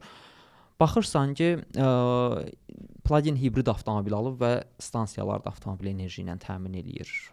Yəni gəldi benzinlə eyni qiymətə çıxdı da. Bir neçə izləyicim olmuşdu. Hətta plug-in hibrid avtomobil sürür, Qəbələyə gedib yayda, bu yay olmuşdu. Qəbələdən qaydanda səhifəyə yazır ki, biz avtomobili harda enerji ilə təmin eləyə bilərik. Mən də xəritə var, bir Plug Point adlı Telegram botudur. Həvəskar bir şəxsin yaratdığı. Onu göndərirəm ki, baxıb istənilən yerdə, yəni rahat şəkildə enerji xəritəni görə bilərsən də. Bizə ən yaxın Yevlaxdır və onun olduğu yerdən Yevlaxa təxminən olaraq 40-45 kilometr məsafədir və o getdi orada enerji ilə təmin eləməyə. Sonradan biz soruşanda ki, bəs sizdə hansı avtomobildir və Çinli bir plug-in hibrid avtomobilin adını çəkdi. Ailə ilə, uşaqla hardasa 30-35 dəqiqə oturdu stansiyada, gözlədi avtomobil enerji ilə təmin etdi, ondan sonra Bakıya qayıtdı. Bu plug-in hibrid avtomobildir. Yəni siz onu enerji ilə təmin eləməsəz də Bakıya gələcək. Bəs niyə plug-in alırdın bax? Niyə? Bilirsiniz, çox qəribə bir vərdişlərimiz var, qəribə bir yanaşmalarımız var. Mənə heç cürə bu çatmır. Orada nəyə görə o həm də çox məsafə gözləyir? Plug-in hibrid avtomobillər yarı-bayarı elektromobildən zəif sürətlə enerji ilə təmin olur. Bu məsələ də var. Yəni bu vərdiş deyil də, bu özünə zülm verməkdir. Bu ancaq adı budur. Məsələn, mənim bir dostum var idi. Adamın yanaşması belə idi ki, heç olmaz bir kofe alıb avtomobilə enerjiyə qoyacağam. Hətta bununla bağlı status yazmışdım. Bir dəfə hesabladı ki, yəni bunun kofe xərci hər hansısa bir yerdə gedib saxlayıb kofe içməyi daha çox benzindən daha çox baha başa gəlir. Yəni belə vərdişlər də var. Sən o dostum mənəm də yeri gələndə deyəsən. Çünki bizdə də aşağı-yuxarı eyni məsələdir. Əslində özüm də başıma gəldi. Dedim ki, bizim yanımızda Zephyr Mall var. Gedib Zephyr Mallda saxlayırdım, orada sürətli enerji ilə təchiz edəndə. Girdim mallda, vaxt yox, vaxt gedir, bilmirsən nə edəsən. Bir dənə yemək aldın, bir dənə kofe aldın, bir də baxdın ki, 25-30 manat xərcin çıxırdı bir dəfə bataryanın dolunmasına. Burada sahibkarların da böyük rolu var da. İndi hazırda bəzi sahibkarlar var ki, bəzi şirkətlər var ki, məsəl üçün supermarketlərin, hipermarketlərin ərazisinə quraşdırırlar. Təbii ki, burada indi qarşı tərəf də razılıq verməlidir. Ərazisinə quraşdırırlar stansiyanı. Gəldin maşınını EDM-də quraşdırdın, artıq avtomobilin enerji ilə təmin olunana qədər getdin marketdə bir bazarla bir çörək alıb çıxsan belə rahat bir 15-20 dəqiqən gedir də kassa növbəsi çörək seçim bunun tarixi hansıdır filan. Gəlir artıq 15-20 dəqiqəyə çatır və sənin avtomobilin artıq enerji ilə təmin olunmuş olur. Nəinki belə deyək, Yeni Bulvar, Ağşəhər tərəfdə Yeni Bulvar yolun kənarında az parkinqdə dayanan EDM-lər var ki, inanılmaz dərəcədə növbə olur və hələ də növbədə orada gözləyənlər var. Nəyə görə onlar boş-boşuna və boş ərazidə növbə gözləyirlər, mənə çatmır o. 20-80% qaydasından da biraz danışaq. Məncə bu da önəmli bir mövzudur. Məsləhət görünən odur ki, bataryanı biz 20%-dən aşağı salmayaq, 80%-də də yuxarı qaldırmayaq. Bu tək elektromobillər yox, texnoloji cihazlarda da belədir. Məsələn, mən bununla heç cür barışa bilmirəm. Niyə? Əvvəl dediyim kimi şarj stansiyalarında enerji ilə doldurduğum üçün barışa bilmirdim. Yəni bununla barışmaq demək odur ki, avtomobilin enerji performansının 60%-ni istifadə edirsən, o 20-80% aralığında. Gündəlik olaraq. Mən də istəyirəm ki, yox, bu 0-dan 100%-ə qaldırırdım, 100%-dən 0-a salırdım, amma məcburiyyətdən artıq dəyişmək qərarına gəldim, həm batariyanın sağlamlığını qorumaq üçün. Nə məsləhət görərsən bundan bağlı? Sən nə qədər narahat edir bu məsələ? Evdə doldurduğun üçün yəqin ki, narahat eləmirsən. Qətiyyən narahat eləmir məni. Mən hətta elə vaxt olur ki, mən normalda 80%-dən 20%-ə qədər enerjiyə 240-260 kilometr məsafə sürürəm. Model 3-də bu daha çox idi. 300 kilometrə yaxınlaşırdı. Hazırda Model Y-da hətta yayda elə vaxt olur ki, 80%-dən 20%-ə qədər 70-80 kilometr sürmüşəm. Yəni bunu bir neçə dəfə yaşamışam və ötən ay evdə enerji pulu qaraja həddindən artıq çox gəlmişdi, 60 manata yaxın gəlmişdi. Bunun səbəbi var. Mən artıq o dərəcədə rahat avtomobili idarə edirəm ki, hansısa bəli, məsəl üçün biz indi çəkilişdəyik də, maşın günün altında dayanıb, mən kondisioneri yanıq qoyub gəlmişəm. Kondisioner işləyir orada. Mən söndürmürəm. Çünki söndürdükdə maşının bütün detalları qızmış olur. Artıq oturacaq və sonra yenə o sərf eləyəcək o enerjini. Və daha çoxunu sərf eləyəcək və daha çox başımız ağrıyacaq. Kimsə fikirləşməsin ki, radiasiyaya görə, kondisionerin səsinə görə. Davamlı olaraq külək burada buğuldayacaq, belə deyək, kondisioner işləyəcək, kompresor davamlı maksimum sürətdə işləyəcək. elə stabil temperaturda da qalır. Yəni bu formada mən davamlı şəkildə istifadə edirəm deyə narahatlıq vermir. Rayon yollarında öncədən təyin eləyirəm. Getdiyim 1-2 şirkət var ki, daha çoxluqla həmin şirkətin EDM-lərinə gedirəm. Çox məcbur qaldıqda digər şirkətlərin EDM-lərinə gedirəm. Yenə də belə deyək də aşağı-yuxarı problemim olmur. Məsəl üçün adam var fikirləşir ki, mən 80% enerji ilə təmin elədim, Bakıya birdən çatmaram. EBETA Route Planner deyə bir sayt var. Həmin saytda qısa bir planlama eləmək olur. Çox rahatdır. Baxırsınız ki, hər neçə faiz. Heç o dərəcədə də planlamaya ehtiyac yoxdur. Məsəl üçün 200 kilometr yol gedəcəksinizsə 1%-ə 3 ya 4 kilometrdən hesablasanız kifayət qədər, yəni rahat belə deyək, təxmin əldə eləmək olur əlbəttə. Ona görə rahat, yəni harsa rayonda oturub bir stəkan çay içəndə, çörək yeyəndə maşın enerjidə olmayanda belə yenə də kondisionerdə gözləyir məni. Yəni ümumi olaraq İlkin belə deyə bilərikmi ki, elektromobili almamışdan öncə bizim bir planımız olmalıdır. Olmalıdır, 100% olmalıdır. 100%. Biz 80-20% aralığını mütləq qorumalıyıq. LFP batareyalarda zavod deyir ki, qorumasan da olar. Bu marketinq, yəni addımıdır. Sözsüz ki, LFP batareyalarda da qorunmalıdır bu. İnsanlar var deyir ki, LFP batareyadır, mən istədiyim kimi həmişə 100% qoyuram. Adi Teslanın özü də telefonlara bildiriş qoyur ki, narahat olmayın, 100%-ə qədər avtomobil enerji ilə təmin edə bilərsiniz. Amma bu deqradasiyadır. Çünki qızma var burada. Sadəcə olaraq LFP batareyalar az məsafə getdiyinə görə və qışda daha çox enerji itkilərinə səbəb olduğuna görə insanlar artıq ayılır və daha ağır çəkidə olduğuna görə LFP batareyalar, insanlar artıq görür ki, LFP batareyalar narahatlıq verir. Ona görə bir növ marka artıq istehlakçını sakitləşdirmək üçün deyir ki, narahat olmayın, siz yəni avtomobili 100%-ə qədər enerji ilə təmin edə bilərsiniz. Əslində yox. Yenə də 80-90% bu formada qorumaq mütləqdir. Okay, İlkin biraz Çin bazarından danışacağıq. Çin elektromobilləri ilə bağlı. Burada yaralı yerimiz suallarım var. Əsas məsələlərdən budur. Çin elektromobilləri birdən-birə bazarda populyarlaşmağa başladı. Buna səbəb nə idi? Nə ilə əlaqələndirirsən? Və bu rəsmi yox, Çinin daxili bazarının belə deyək. Bəlkə də səbəb budur. Çin elektromobillərinin məşhurlaşmağına səbəb təbii ki, qiymətdir. Dünyada bizim ölkədə daha çoxdur bu məsələ. Həmçinin dünyada da bu çoxluğu nisbətindədir ki, birinci növbədə alış zamanı onun texnologiyasına, davamlılığına, uzun müddətli olmasına baxmaqdan öncə qiyməti neçədir deyə soruşulur. Bizdə daha çoxdur. Qiymət faktoru çox böyük rol oynayır və Çin illərlə hansısa markalar üçün, qlobal üçün, dünya üçün nələrsə istehsal eləyirdi. Məsəl üçün bateriyasını, istilik pompasını və digər məsələləri və göndərirdi. Nümunə deyirəm, sadəcə olaraq dəqiq bir məlumat deyil. Göndərir Almaniyaya ki, ay Mercedes ala bunları istehsal elə özün üçün elektromobil və yaxud da fərqi yoxdur, benzin mühərrik avtomobil. Çin indi deyir ki, qardaş, özüm istehsal eləyirəm. Bu qədər şey mənim əlimdə varkən mən maşın istehsal edə bilməyəcəm ki, indi heç kimə heç nə vermirəm, özüm istehsal edirəm və bundan da irəli gələr çox ucuz avtomobillər artıq ortaya çıxır. Hətta keçən ilə nisbətdə bu il kifayət qədər mətbuatın da diqqətindədir bu məsələ ki, keçən il istehsal olunan eyni marka və model avtomobillər bu il 30-40%-ə qədər qiyməti düşüb. Nəyə görə? Çünki artıq texnologiyalar, istehsalatlar o qədər ucuza başa gəlir ki, maya dəyəri o qədər ucuza başa gəlir ki, bunlar hər biri texnologiyanın sürətlə inkişafından irəli gəlir. Keçən il nümunə deyirəm, batareyanın 1 kilovatını 10 dollara hazırlayırdılarsa, bu il batareyanın 1 kilovatını 8 dollara hazırlayırlar. Bunlar hər biri müasir texnologiyanın artıq yeniliyidir. Amma burada başqa bir faktor da rol oynayır ki, Çin çox tez-tez restyle-a gedir. Həddindən artıq faceliftə gedir. Bəli, facelift insanı o qədər incitmir, ancaq restyle olması, yəni arxitekturanın da dəyişməsi incidir. Məsəl üçün BYD-nin bəzi modelləri var ki, əsasən taksilərdə sürülən modellərdir ki, keçən istehsal olunan modellər məsəl üçün rahatlıqla hamı sürürdü, hamı da deyirdi ki, bizim sevdiyimiz düşüncə ölxanası var. 25-də dəyişdilər artıq. 25-də dəyişdilər. Hamı fikirləşdi ki, faceliftdir, yəqin bufer, faraf və s. dəyişilib, ancaq baxdılar ki, xeyr, askı sistemində dəyişikliklər var. Yəni bu artıq insanlar üçün problemə çevrildi. Yəni Çinin bir çox modellərində bu problemi var. Ancaq elə marka var ki, artıq mən marka tanıyıram ki, 4-5 ildir ki, artıq eyni dizaynda istehsal eləyir. Başqa bir marka var, 2-3 ildir ki, eyni dizaynda istehsal. Çünki oturmuş bir dizayndır. Artıq insanlar da onu sevir, qəbullanır və problem yaşamırlar deyə eyni dizaynı davam etdirirlər. Məsələn, bu yanaşmada Amerikan brendlərini bəyənirəm.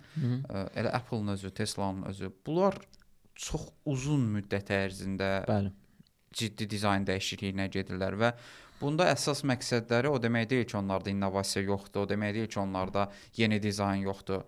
Əsas məsələ odur ki, bu adamlar əvvəlki müştərilərini də düşünürlər. Bəli. Yəni Loyallıq. iPhone 3 gözlü belə kamera dəstək xəttini uzun müddət istifadə etməsinin səbəbi o idi. Bəli, bəli. Yoxsa iPhone hər dəfə kameranı bir yerə yerləşdirə bilər. Mən brend olmaq budur. Bəli, bəli. Yəni, razıyam mən də. Çin bu mənada hələ ki tutarlı brendini tam olaraq tapmayıbdı. Mən də elə Texnoloji baxımdan düşünürəm. ola bilər, Aha. amma sırf dediyim bu strategiyanı tətbiq edənlər bəlkə də var, amma Bəli. azdır. Çinin elə markaları var ki, mən şəxsən yəni bütün Çin modellərinin markalarını bəyənmirəm təbii ki. Yəni nəinki Çin, digər ölkələrdə, amma Çinin elə markaları var ki, 2-3 markadır ki, mən həddindən artıq çox bəyənirəm. Yəni o markalar artıq bazarda öz yerini demiş, oturmuş markalardır. Onlardan qlobal bazara çıxanı da var, çıxmayanı da var. Yəni ona görə həqiqətən yəni öz sözünü demiş markalardır. Amma dediyin kimi o məsələdə çox böyük önəm verirəm. Məsəl üçün Volvo-nu götürsək, Volvo 9 ildən sonra XC90 modelinin də facelift elədi. Hətta facelift də ciddi dəyişiklik də olmadı. 9 il. Yəni müştəri loyallığını qoruyur, o öz müştərisini qoruyur. Ona görə istəyir ki, müştəri onu çox tez müştərini itirməsin. Ancaq elə Çinli marka var ki, keçən satdığı ilə bu il satdığı artıq dizayn dəyişir və dizayn tamamilə dəyişəndə başqa maşına bənzəyir. Bəli. Tamamilə. və qiymət də ciddi şəkildə dəyişir. Keçən il nümunə deyirəm, 50 minə aldığın hansısa bir model bu il restyle olur. Tamamilə ayrı bir modelə Öldürür o dönür. modelin Və qiyməti. 30 minə satır. Yaxşı, keçən il o 50 minə aldığı modeli bu il o yazığı 30 neçəyə minə. satacaq? 30 minə görəndə Hə. satışda. O artıq adam gedib təzə o həmin markanın yenisini almayacaq. Çünki Yenisini bilir ki, almayacaq. yenə 50 min verəcək, düşəcək gələn 30 min. Bəli, bəli. Və ən pisi də odur ki, öz əlində olan indi belə deyək də bu düşüncə ilə maşın alırıq da ki, mən bunu alıram, satmağı da düşünürəm. Almayıb hələ, imza atmayıb hələ, ancaq satmağı düşünür ki, neçəyə satacağam. İndi o 50 minə həmin maşını alandan sonra növbəti il onun 0 kilometr restyle 30 minə satılanda o adam satışda yəni həmin maşını neçəyə yerləşdirəcək?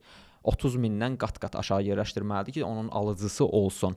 Alıcısı da olması üçün təbii ki, kimsə 25 minə qoysa mən fikirləşirəm ki, o maşını 25 minə ora yerləşdiribsə, mən 25 minə niyə gedim alım ki, onu elə 5 min də üstünə qoyum, 30 minə gedim təzəsini alaram da.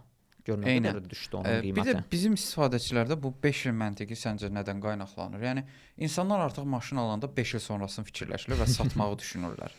Yəni detallarda tam haqlıdırlar. Maşında çıxan problemlərə görə detal dəyişmə ehtiyacı olur. Bu bir ehtiyacdır.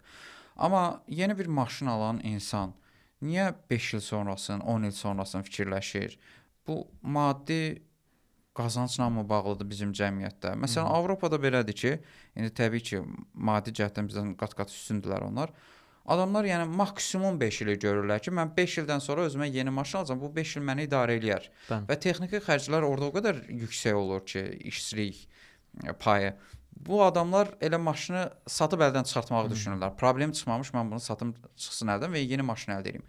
Bizdə bu düşüncə tərzi yoxdur. Biz düşünürük ki, maşın 10 ildən sonra mənə necə performans verəcək? Mən 10 ildən sonra onu necə satacağam?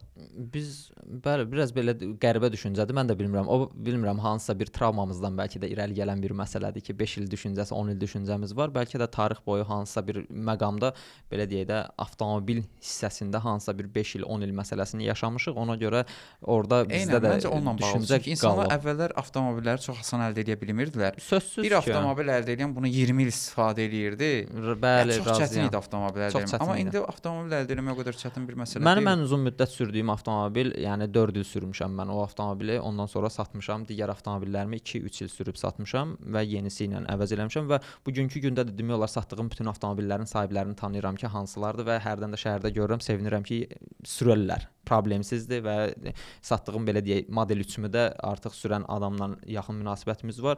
Yəni problemsiz hər kəs sürür.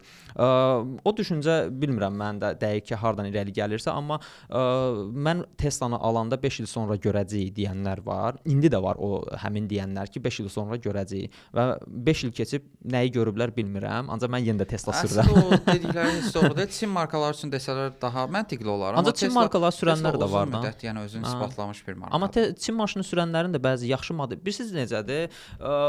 Düşüncə elədir ki, sən gedib tanınmayan, dediyim kimi sub-brend ya hansısa bir model özünü doğrultmayan, qlobala da çıxmayan, hər 3 aydan bir, 5 aydan bir restyle olan bir markanı və adı mənşəyi bilinməyən bir markanı modeli alıb gətirib sürəcəksənsə, heç 5 il gözləməyə ehtiyac yoxdur. 1 ildən sonra sənə görəcəkdisələr, hə, okey, yerindədir. Amma mən hansısa bir oturmuş normal səviyyəli bir markanı alıramsa, fərqi yoxdur, qiyməti baha da ola bilər, ucuz da ola bilər.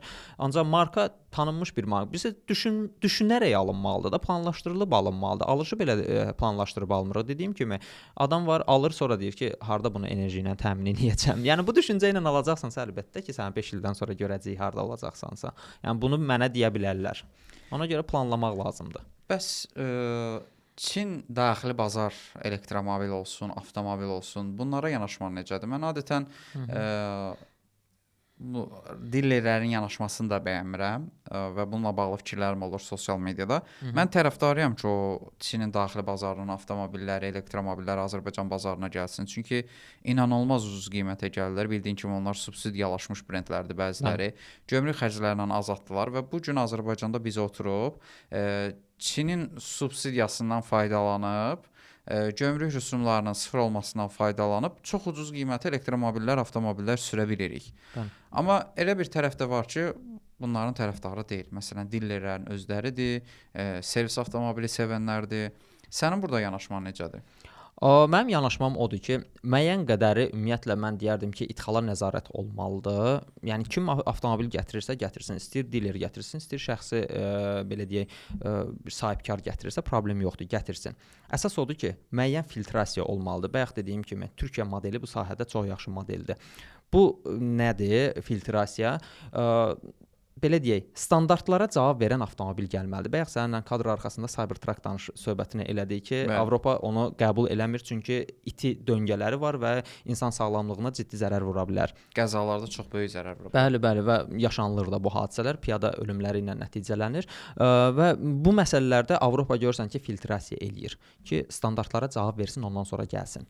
Əgər bu standartlara cavab vermədən hər bir avtomobil gələcəksə, misal üçün Bentley, Range Rover və sair kimi bu cür lüks maşınlar bir növ desək, belə desək, Çin istehsalları var. Çox kiçikdir, oxşuyur. Baxırsan ki, çöldən oxşuyur və çox kiçikdir, amma qapını örtəndə o biri qapı qırılıb düşür yerə. O Temudan gəlmiş maşınlar. Bəli, bəli, Temudan gəlmiş maşın tipində maşınlardır. Onlara belə nömrə verib ölkəyə qəbul eləyirlər.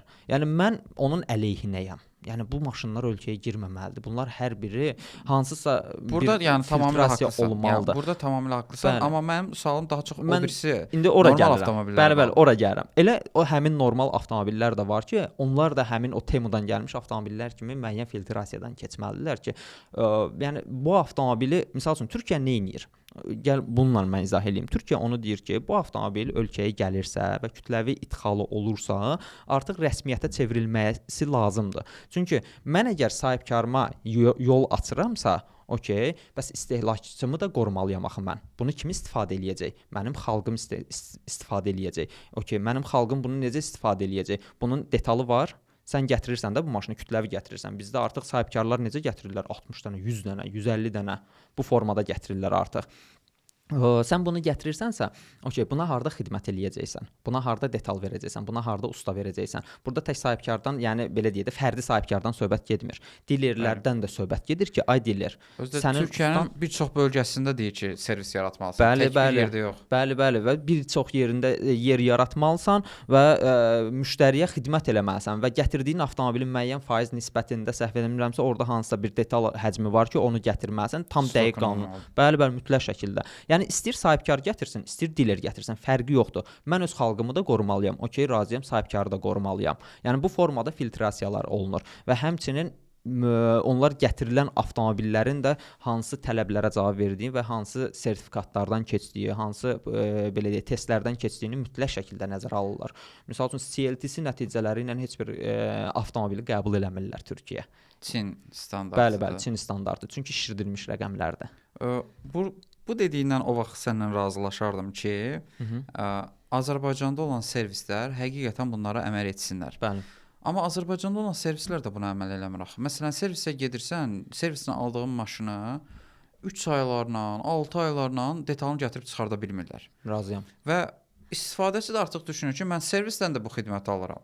Elə daxili bazardan gətirdiyim də bu xidməti verir mənə. Mən özüm girib onlayn sifariş edib gətirə bilirəm. Ona görə də əgər mənim düşüncəm belədir ki, servislər xidmət keyfiyyətini yüksəldib, detal əlçatanlığını rahatlaşdırsalar, servisin üstünlüklərini versələr, onsuz da yəni adi ağlı başında olan istifadəçi gedib yenə servisdən alacaq. Qara bazardan da risk eləmək istəyən alacaq. Mənim yanaşmam bundan ibarətdir ki, bunu məncə buraxsınlar ya istifadəçinin öhdəsinə, ya da dövlətin bu qərarları ən az Türkiyə bazarı qədər sərt olmalıdır ki, onlar birinci elə rəsmi servislərə bu tələbləri qoysunlar. Bəli. Rəsmi servislərin davamlılığına nəzarət eləsinlər. Yoxsa rəsmi servis deyir, hə, servisin var, amma baxırsan detalı yoxdur. Onda o servis nəyə lazımdır? Ondan sonra məncə zamanla bu işlər düzələ bilər. Fərid, mən səninlə razıyam bu mövzuda. Burada belə bir məsələ var. Ümumiyyətlə insan övladının belə bir xasiyyəti var ki, onun qarşısına qadağa qoymasan, ona çox da deyirəm ki, bunu elə, o onu eləməyəcək. Qadağa olmalıdır. Adicə yol hərəkəti haqqında qanundakı sərtləşdirilmələrdən də biz onu görürük ki, müəyyən sərtləşdirilmələrdən sonra biz o qaydalara əməl eləməyə başlayırıq. Bir 15 il, 20 il bundan qabağa getsək, piyadalara piyada zolağında heç yol da vermirdik biz. Amma sərtləşdirilmədən sonra biz artıq başladıq piyada zolağında piyadalara yol verməyə. Bunu sadəcə nümunə kimi deyirəm. Ona görə mən düşünürəm ki, bu mövzuda dövlət tərəfindən ciddi addım atılıb servislər sənə əgər rəsmi dilerliyi alırsansa, rəsmi dilerliyin şərtləri olmalıdır ki, rəsmi diler almısan, mübarəkdir, təbrik edirəm səni, bu böyük bir uğurdur sənin üçün sahibkar kimi. Amma dilerliklərin tələbləri var. Sən bunu qeydiyyatdan keçirəndə bu tələbləri yerinə yetirməlisən. Yerinə yetir, gəl bizə, deyinən ki, həll elədim, gələk baxaq, nəzarət eləyək, baxım görək, okeydirsə, mən sənə deyim ki, hə, sən bu dilerliyi davam elətdirə bilərsən. Yox, eləməmisənsə, okey. Və burada paralel bir məqam var. Əgər sən dilerin qarşısına bu şeyi qoyursansa, diler də səndən bir sahibkar kimi dövlətdən tələbi olacaq ki, yaxşı sən mənim qarşısına alma. Niyə digər ölkələr qarşısına almır ki? Məsələn, Türkiyə bazarında elə oldu. Qarşısına almadılar. Sadəcə elə bir rüsumlar tətbiq elədilər ki, qara bazardan da gətirilən maşın gəlib dilerin qiymətinə çıxır. Bax, bu formada bir uzlaşma var. Çünki əgər qarşılıqlı olmalıdır da hər şey ki, diler mən razıyam ki, mütləq şəkildə diler ehtiyat hissəsi ilə təmin etməlidir. Hətta elə diler var ki, deyir ki, hə, narahat olma, al, bizdə test drive-da maşın var, ya yolda gələndə qəzaya düşmüş maşınlarımız var, olur indi transport rejimində. Hə, ondan söküb sənin maşınına taxarıq filan teması olur. Sonra gəlirlər ki, ay yox, səndə elə bir şey yox imiş, sadəcə alırsa. Yəni belə bir mövzular da olur. Məncə düşünürəm ki, dövlət yəni ikili addım atıb bu məsələni bu formada həll eləməlidir. Yoxsa bunun qarşısı alınmağı deməyək, biraz sərt səslənir o qarşısı alınma. Çox direktiv səslənir. Hə, qarşısı alınmağa ehtiyac yoxdur. Sadəcə olaraq belə deyək də bir mülayimləşməlidir bazar. Çünki bu formada davam eləsə Azərbaycanın bir 5 il sonrası avtomobil sektorunda vəziyyətini təsəvvür eləmək olmayacaq. Bütün avtomobillər hamısı dayanıqlı vəziyyətdə qalacaq. İkinci növbət sualım texniki baxışla bağlıdır. Yəni elektromobillərdə hansı texniki baxışlar olmalıdır? Yəni əsas üstünlüyü də məncə budur, benzinli avtomobillərə nisbətdə demək olar ki, çox az xərc yaradır. Nələrdir bunlar? Elektromobillərdə əslində texniki baxış var, siyahı var, yəni bununla bağlı ki, nələr yoxlanılmalı, ancaq düşünürəm ki, heç birinə ehtiyac yoxdur. Məsəl üçün mən Tesla istifadə edirəm, Teslanın texniki baxışı yoxdur. Ümumiyyətlə zavod belə deyir ki, reduktor yağını dəyişmək qətiyyən olmaz. Yəni bu bir mənalı şəkildə. Yəni mühərrikin yağını deyək də. Yəni mühərrikin yağı. Hə, mühərrik yağı qətiyyən dəyişmək olmaz. İndi mühərrik də demək istəmirəm, mühərrik deyil, reduktordur. Komment gələcək də aşağıda. Qaqar, o mühərrik deyil, reduktordur, savadsız. Var, amma o şey var. İkili yaşayırıq da, gediş-gəliş yaşayırıq o üzə. Mühərrikin mötərizədə reduktorun yağı qətiyyən dəyişmək olmaz. Bunu yəni şey yazmaz ki, Çindən gələn avtomobillər tutub reduktorun yağını dəyişirlər. Tesla'da dəyişirlər də. Ukrayna, Rusiya ümumiyyətlə biabırçıdır, ustadır. Deyir, gətir pulumu ver dəyişim. Deyirəm, başa düşürəm də sən pul qazanmaq istəyirsən, amma gəl açaq kitabçasına baxaq. Belə deyək də, Tesla'nın məsələ görünən odur ki, yəni bəli. İş görülməyibsə dəyişmə. Qətiyyən açılmayıbsa, ora hava daxil olmayıbsa və yaxud da hansı o vakuum şəraitində olan bir şeydir, keyfiyyətini dəyişmir. Mənim köhnə maşınım artıq 100.000 kilometrə çatır. Məsəl üçün model 3 idi. Hələ də reduktorun yağı dəyişilməyib. Bizim dostumuz var, sən də tanıyırsan, Xəyyam. Onun maşını artıq səhv etmirəmsə 200.000-i keçdi. Hələ də reduktorun yağı dəyişməyib. Bayaq mövzusunu açdım Avstriyanın bir Facebook qrupunda, Tesla qrupunda. O 1 milyona çatmış Tesla hələ də reduktorun yağını dəyişməyib. 1 milyon. 1 milyon. Hələ də reduktorun yağı 3 ilin maşınıdır. Yəni təsəvvür elə ki, yəni bu vəziyyətdədir hazırda. Amma var bəzi Çindən gəlmiş elektromobillərdə tək daxili bazar yox, qlobal versiyalarda da. Çünki biz Avropada olanda bəzi Çinli markaların salonlarını gəzəndə onlarda da deyilirdi ki, 60 mində, 80 mində, 100 mində və s. bu form hərəsində müxtəlif cür idi. Mühərrik yağını dəyişməyi tövsiyə eləyirlər ki, çağırırlar ki, gəl dəyişək. O şey zavod özü dəyişir. Ancaq dəyişilən məsələlər nədir? 2 ildən bir soyutma mayyəsi, yəni antifriz, tormozun mayyəsi mütləq şəkildə yoxlanılmalıdır. Onların da hər birinin yoxlanma cihazları var. Azərbaycanda da var təbii ki. Onlar yoxlanılır və ən yaxşı halda ümumi bir diaqnostika olunur ki, batareyaların və mühərrikin Əyləci vəziyyəti. qəlibləri məsələn. Amma Əyləc qəlibləri o qədər istifadə olunmur ya, avtomatik tormozlamaya görə. Bəli, tək pedal idarə etmə var. Çoxlarının ümumiyyətlə sevmədiyi bir məsələdir. Amma möhtəşəm bir şeydir. Möhtəşəmdir. Öyrəşəndən sonra tək pedalla idarə etmə, yəni komfort, həyat təkli idarə etmədir. Yəni mən ondan inanılmaz zövq alıram və ondan sonra benzin avtomobil sürəndə deyirəm ki, yəni biz maşın elə bir ki, ətalətlə özü gedir. Yəni. Ətalətlə çıxıb gedir, saxlaya bilmirsən maşını. O məsələ olur. Niyə deyirəm maşın getsin ki? Bəli, razıyam mən səninlə. Mən də çox dəhşət, düzdür, çox gec öyrəşmişəm. 6 ay öyrəşmişəm mən rekuperativ tormozlanmaya. Çünki Teslada ən sərt, ümumiyyətlə dünyada ən sərt Tesladadır. 75%lik geri dönüşüm var orada. Ancaq yəni tək pedal idarə etmə mütləq şəkildə qoşulmalıdır. Əgər hansısa bir şəxs deyir ki, mənim avtomobilim deyilən məsafəni getmir. Rekuperativ tormozlanmaya gedib baxırsan ki, söndürüb. Yəni getməyəcək də, çünki o sənə enerji verir axı. Bir də belə bir məsələ var, marketinq xətasıdır bu da. Mən həmişə, yəni bunu öz fikrim olaraq bildirirəm ki, bu marketinq xətasıdır və çox böyük bir qüsurdur. Elektromobillər belə deyək, range olaraq bildiriləndə, mənzilləri bildiriləndə qeyd olunur ki, indi düzdür, demək olar ki, qlobal markalar onu yığışdırıb artıq eləmirlər o şeyi. Ancaq əvvəllər misal üçün deyirdilər ki, şəhər içi 540 kilometr gedir, uzaq məsafələri şəhərdən kənara 620 kilometr gedir. Yəni yoxdur belə bir söhbət. Tərsinə. Şəhər içi 600 kilometr gedir, şəhərdən kənara misal üçün 500 kilometr. Yəni uzaq məsafəyə siz sürsəz daha az məsafə gedir, amma şəhər içi sürsəniz daha çox məsafə gedir. Yəni yoxdur belə söhbət. Daxilyanma mühərrik avtomobillər necədirsə, elektromobillər də elədir. Şəhər içi sərfiyyatları yuxarı olur, şəhərdən kənar sərfiyyatları aşağı olur. Yəni siz əgər trasa çıxıb uzaq rayona gedirsinizsə, daha çox belə deyək məsafə gedə bilərsiniz tam şarjına.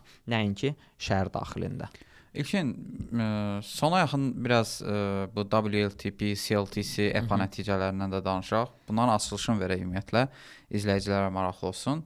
Bu hansı göstəricilərdir? Bu range, məsafəni ölçən göstəricilərdir. Amerika, Avropa və Çin standartları. Əslində məsafəni, mənzili ölçən standartlar deyil bunlar. Bunlar əslində sərfiyyatı ölçən standartlardır. Sərfiyyatı ölçən standartlardan.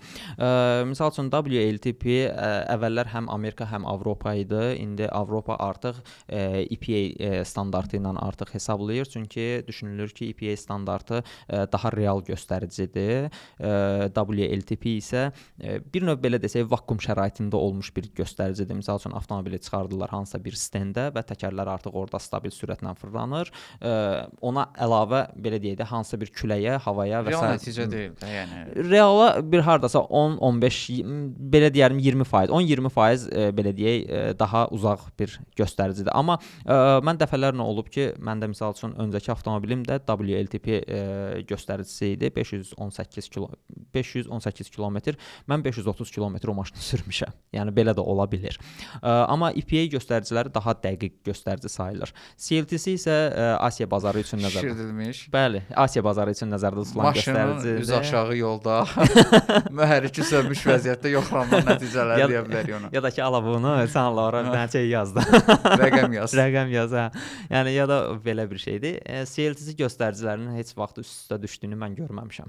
Yəni bir elektromobil alıcısı və Azərbaycanda reklamı gedən elektromobillərin çoxunun göstəricisi ilə CLTC əsasında. Çoxu əlbəttə ki, çünki Çin elektromobilləri çoxda da o standartla gəlir. Və daha çox belə deyək də marketinqə və reklama üstünlük verilən avtomobillər də hazırda baxdığımızda Azərbaycanda Çin elektromobil, ümumiyyətlə Çin avtomobilləri, tək elektromobil yox, Çin avtomobilləri daha çox reklama büdcə ayırır, nəinki qlobal belə deyək avtomobillər. Yəni mən bu EPA-yı araşdıranda gördüm ki, EPA belə çox, yəni normal şərtlərdə aparılan testlərdir. Yəni adi istifadəçi ondan çox az rastlaşır. Bəli, Yəni bəli. bəzən avtopilotda sürürlər standart sürət qoyurlar, limiti qoyurlar, o sürətdə getsin, düz yol olsun, hava şəraitinə fikir verirlər, çox küləkli olmasın ki, nəticə əldə etsinlər. Bəli. Hələ EPA belə bizə nəticələr verəndə biz ona çata bilmirik. Və CLTC nəticəsi gəlir ki, bu 800 kilometr gəlir. Elədir. Qışda gəldi 300 kilometr güclə getdi. O gün bir markanın Çin daxili bazar markası idi və çox az tanınan bir marka idi. Bir xəbəri yayılmışdı Asiya bazarında ki, bəs həmin marka artıq bir avtomobil, elektromobil istehsal edib 1480 kilometr tək enerji ilə hərəkət eləyəcək. Belə baxdım ki, yəni dünyada hələ ki rekordlar kitabına düşən rəsmi olaraq Lucid elektromobilidir ki, Airlə deyəsən bir bəli, vətəndaş, türk vətəndaşı, bəli, dəqiq kilometr yadımdan çıxıb, ancaq 1300 kilometr idi səhv eləmirəmsə məsafə gedib tək şarjla. Yəni çox böyük bir məsafədir və keçən ildə bir rekoru qırmışdı ki, tək enerji ilə, tək dolumla səhv eləmirəmsə 9 ölkə keçmişdi. Yəni o keçən ildə belə bir rekordu var. Standart sürətlərdə hərəkət edir. 60-70 sürət aralığını qorumaqla, yəni müsahibəsini də oxumuşdum. Yəni çox maraqlı bir təcrübə. Təbii ki, real deyil ki, davamlı şəkildə elə sürmək, ancaq bu özü bir təcrübədir, maraqdır, proyektdir bu. Yəni bunun üçün yəni edilir. Biz misal üçün sabah yola çıxırıq 23 elektromobillə, təbii ki, yolda ciddi şəkildə belə deyək, müxtəlif düzdür, 4 qrup şəklində enerji dolumunu eləyəcəyik, amma təbii ki, orada növbələrimiz də olacaq, amma bu real deyil də. Gündəlik heç kim 20 maşından, 25 maşından gündəlik, hə sabah çıxa gedə, bir gün çıxa gedə, 20 maşın falan yerə gedə, real deyil. Bu sadəcə proyektdir və proyekt üçün atılmış addımdır bu. Yəni mən normal baxıram belə bir şeylərə, amma dünya rekordlar kitabına girdi həmin avtomobil. Okay, üçün son bir sualım da var. Bu dəyər itirməklə bağlıdır. Belə bir mifologiya var ki, mif deyil, bəlkə də reallıqda elektromobillər tez dəyər itirir.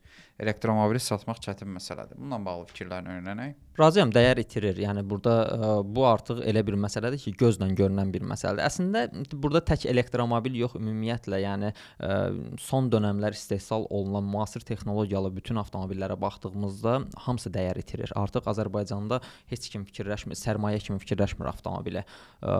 Çünki əvvəllər var idi ki, məsəl üçün mən olub ki, 13 min aldığım maşını 4 il sürüb 16 minə satmışam. Devalvasiya keçib yəqin ki, arada. Yox, devalvasiyaya o biri düşmüşdü. 18 min aldığımı 22 minə satmışam.